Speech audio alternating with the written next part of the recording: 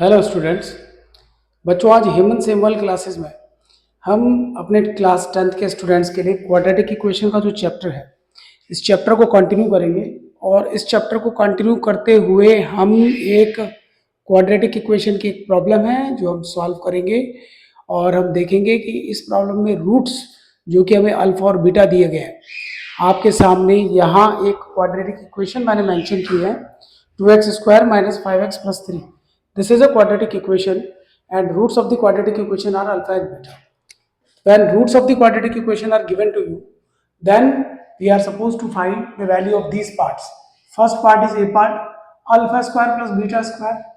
B part is your alpha minus beta. C part is your 1 upon alpha plus 1 upon beta. And let us say D part is alpha upon beta plus beta upon alpha. These are the 4 parts. इनमें first 2 parts मैं आपके लिए solve करूंगा and remaining 2 parts will be your homework, right. So आइए सबसे पहले हम अपनी दी गई क्वाड्रेटिक इक्वेशन में जो कोफिशिएंट्स हैं x² x और constant c a b c ये ऑब्टेन कर लेते हैं। ये ऑब्टेन करने के बाद फर्स्ट पार्ट, कोई भी पार्ट अगर आपने सॉल्व करना है उसके लिए आपको sum of the roots and product of the roots, इन दोनों की वैल्यूज का पता होना जरूरी है। Sum of the roots in terms of coefficient -b upon a and product of the roots in terms of coefficient c upon a, right? Let us place the values over here, -5/2, that comes out to be 5/2 and this comes out to be 3/2. Once you obtain the sum of the roots and product of the roots, after that we solve the parts one by one. Let us say the first part, alpha square plus beta square. Alpha square plus beta square, इसका जो relation आपने use करना है that is alpha plus beta whole square minus 2 alpha beta. A plus B के whole square से relation आता है, वहां से A square plus B square की वैल्यू निकालेंगे तो यही वैल्यू निकल के आएंगी।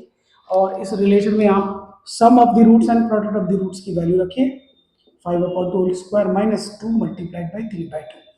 So it is your 25/4 minus it is your 3 square is your 9, right? This is your 3. So fourth is your 12 and final answer is 13/2. So very simple calculation over here. And after that let us find the second part, alpha minus beta. देखिए alpha minus beta को find करने के लिए जो relation आप use करेंगे that relation is your alpha minus beta whole square that is equal to alpha plus beta whole square minus 4 alpha beta. This is the relation. इसको derive किया जा सकता है but derivation is not required right now.